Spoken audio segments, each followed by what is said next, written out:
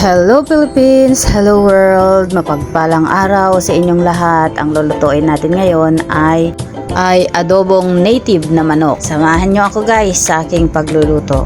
Tara, kunin natin yung aking lulutuin.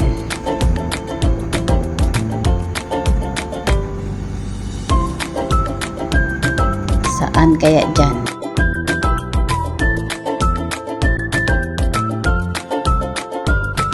Ayun, ito na lang guys ang ating i-adobo ngayong araw na ito guys.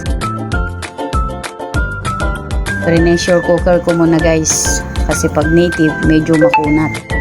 Ayan, magigisa na tayo. Nilagay na nga po natin ang ating luya, bawang,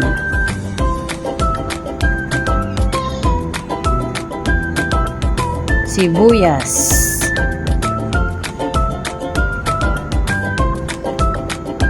at ang durog na paminta.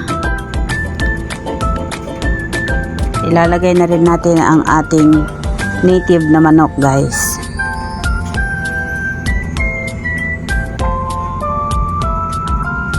Ayan, patuyuan muna natin yung kanyang sabaw bago natin siya tutubigan.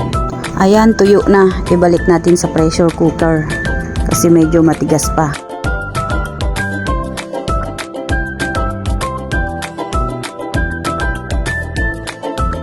Lalagyan ko na ng calamansi juice.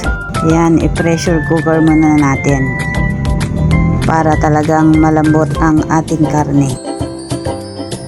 Kumusta naman kayo mga nanay? Naway nakapaghanda na rin kayo ng kakainin ng inyong mga anak.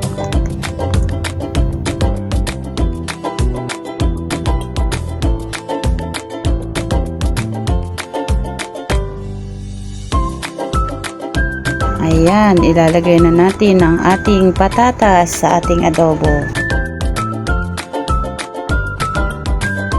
Maglalagay ako ng konting sili para may konting sipa, konting anghang.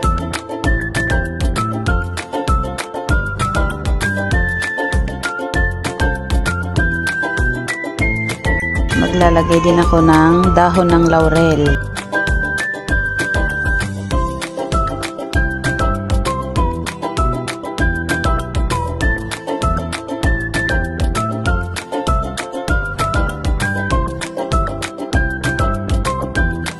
Maglalagay ako guys ng konting asukal.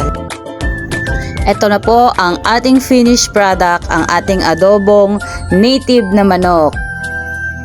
Salamat po guys sa inyong panonood.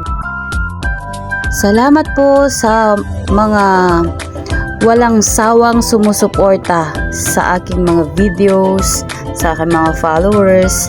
Salamat po sa inyong lahat. More followers and viewers to come sa ating lahat.